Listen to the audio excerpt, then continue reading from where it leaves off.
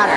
And to me, there isn't that big of a difference. It's, one, it's always trying to write the best book that one possibly can. And each book has certain challenges and certain parameters. I mean, for instance, in the Carrie Diaries, because it's a young adult, it's written in the first person present, which is, I don't usually write in that tense. I usually write in third person, omniscient, where I could be in all the characters' heads, I could do foreshadowing.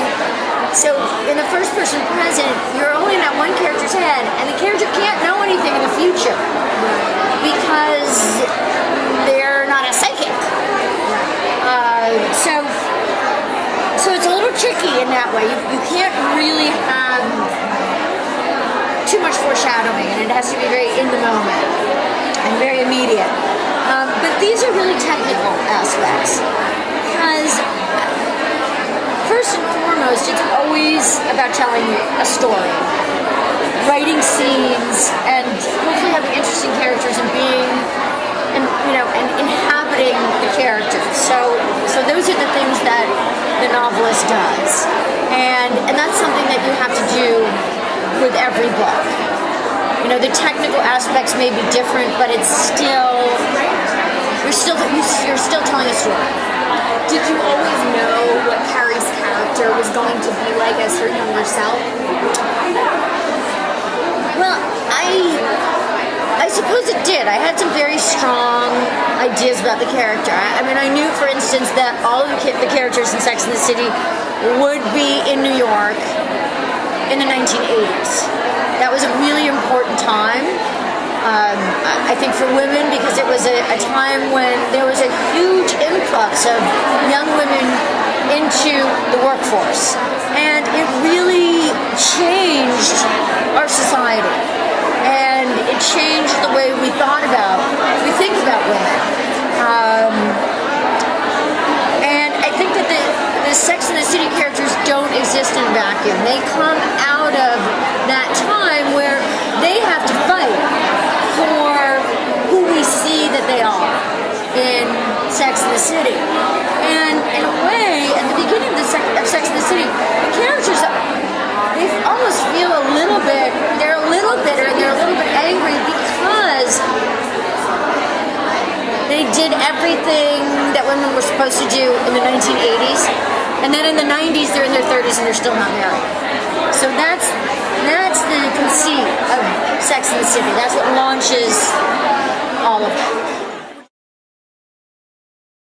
I don't know. I think there might be something with a prequel. I would think that, that's definitely something that's under consideration. And as for, Sex and the City 3, I don't know. It's something that's unpredictable. So all you can do is always do your best work. And, I've talked to people about this sometimes, like, God, I really love that project. And why didn't everybody else love it? Why didn't it work? And I feel like such an idiot. And a friend of mine who's a comedian said, but if you didn't love it, you wouldn't give it your best energy and best work, would you? And then what's the point? So it's really a leap of faith. I think as, women in communications and women in business, the best advice is you've got to do you. You have to figure out what is unique about yourself and your voice and what you do well, and you have to develop that. And the only person who can figure that out is you. Women should help each other always, and one of the things that I love so much about New York City, and one of the things that really inspired me to write Lipstick Jungle was that I thought this is probably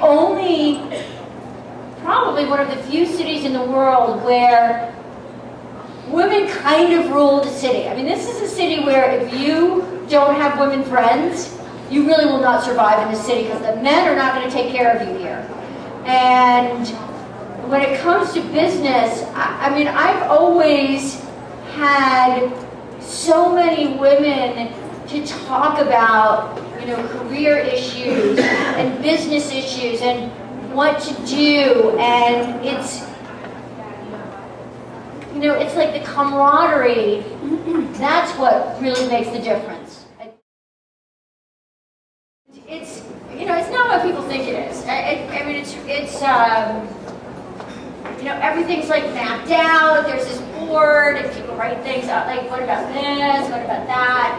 And also, when you're writing a script, you're writing for the actor. Okay. I think that's it. Thank you so much.